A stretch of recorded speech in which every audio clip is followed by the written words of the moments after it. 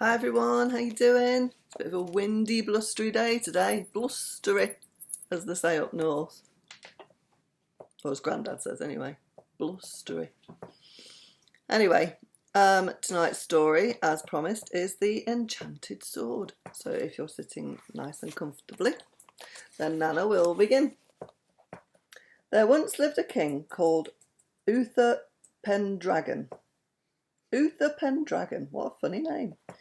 Who loved the fair Ingrain of Cornwall. She did not return his love, and Uther fell ill with grief. As he lay on his bed, Merlin the magician appeared before him. "I know what sorrow is in your heart," he said to the king. "If you will promise what I ask, I will by my magic art give you Igraine for your wife." "I will grant you all you ask," said Uther. "What do you wish?" "As soon as you and Igraine have a baby son, you will give him to me," asked Merlin. "Nothing but good shall come to the child, I promise you." "So be it," said the king.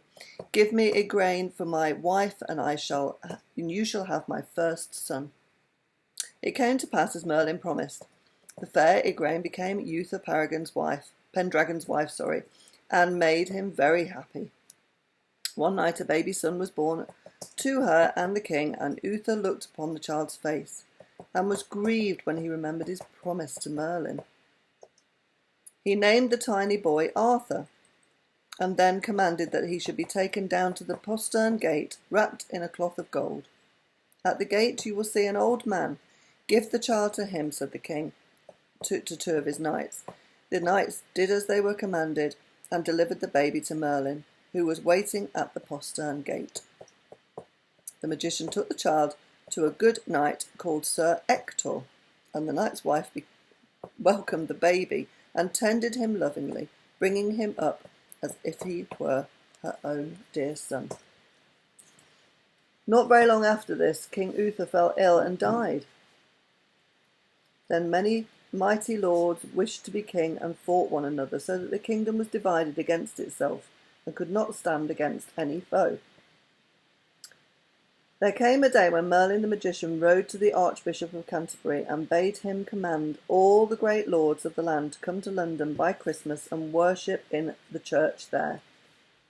There shall you know who is the king of this country," said Merlin, "for a great marvel shall be shown to you." So the Archbishop sent for all the lords and knights, commanding them to come to the church in London by Christmas, and they obeyed. When the people came out of the church, a cry of wonder was heard, for there in the courtyard was a great stone, and in the middle of it was an anvil of steel 1 foot high. In the anvil was thrust a beautiful sword, and round it, written in letters of gold upon the stone, were these words: "Whoso pulleth out this sword from this stone and anvil is rightwise king born of all England."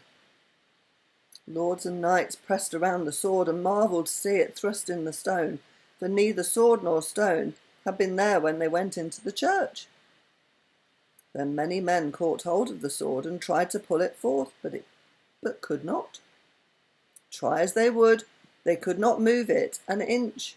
It was held fast, and not even the strongest knight there could draw it forth. "The man is not here that shall be king of this realm," said the Archbishop. "Set 10 men to guard the stone day and night. Then, when New Year's Day is come, we will hold a tournament, and the bravest and strongest in the kingdom shall joust one with another. Mayhap by that time there shall come one who will draw forth the sword and be hailed as king of this fair land." Now, when New Year's Day came, many lords and knights rode onto the field to take part in the tournament. With them went the good knight, Sir Ector, to whom Merlin had given the baby Arthur some years before. Sir Ector had brought up the boy with his own son, Sir Kay, and had taught him all the arts of knighthood. So they grew up brave and courteous. He loved Sir Ector and his wife, and called them father and mother, for he thought that they were truly his parents. Sir Kay, he thought, was his brother, and he was glad and proud that Kay, who had been made knight only a few months before, should be going to joust at the tournament. Sir Ector, Sir Kay, and Arthur set off to go to the lists. On the way there, Sir Kay found that his sword, which he had unbuckled the night before, had been left at the house. He had forgotten it. I pray you, Arthur, ride back to the house and fetch me my sword, he said to the boy beside him. Willingly, said Arthur, and returned. Turning his horse's head round, he rode swiftly back to fetch Kay's sword. But when he got to the house, he found the door locked, for all the women had gone to see the tournament. Then Arthur was angry and dismayed, for he knew how disappointed his brother would be if he returned without his sword. I will ride to the churchyard and take the sword from the stone there, he said to himself. My brother Kay shall not be without his sword this day. So when he came to the churchyard, Arthur leapt off his horse and tied it to a post, and then he went to ask the men who guarded the sword if he may take it. But they were not there, for they too had gone to the tournament. Then the boy ran to the stone, he took hold of the handle of the sword, and he pulled it fiercely, and, lo and behold, it came forth from the steel anvil and shone brightly in the sunshine. Arthur leapt onto his horse once again and rode to Kay. Here is the sword for you, brother, he said. Sir Kay took the beautiful weapon and looked at it in amazement. He knew at once that it was the sword from the stone. He ran to his father and showed it to him. Where did you get it? Asked Sir Ector in astonishment and awe. My brother Arthur bought it for me, answered Sir Kay. Sir, I will tell you all, said Arthur, fearing that he had done wrong. When I went back to for Kay's sword, I found the door locked.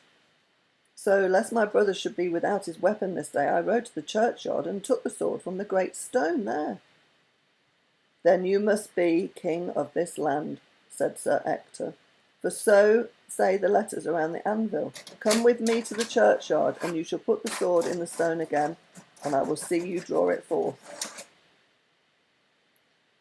The three rode to the church, and Arthur thrust the sword into the anvil and drew it forth again easily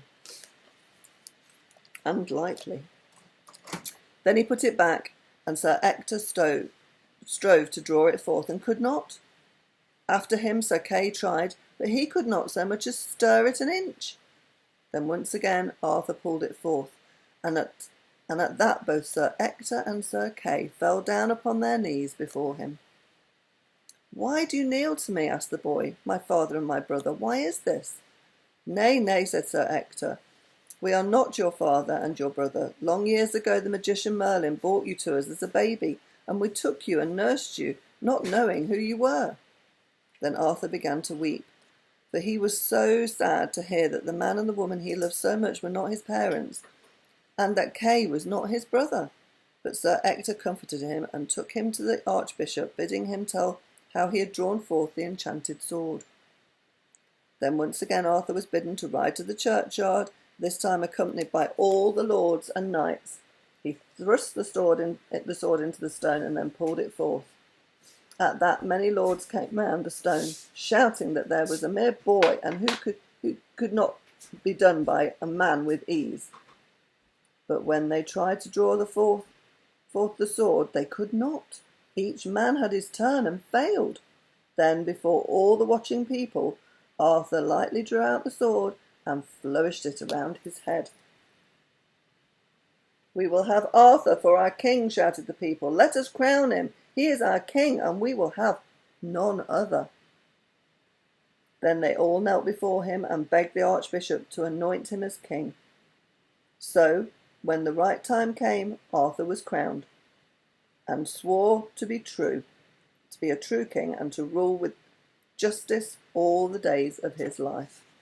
Wow, that was good, wasn't it? Managed to pull the sword out of the stone. And nobody else could do it because he was the rightful king.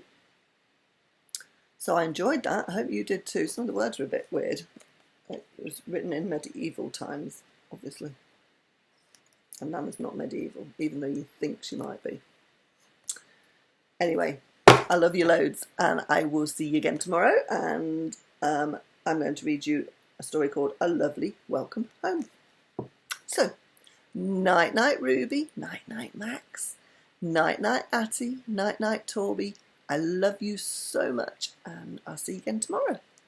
Bye.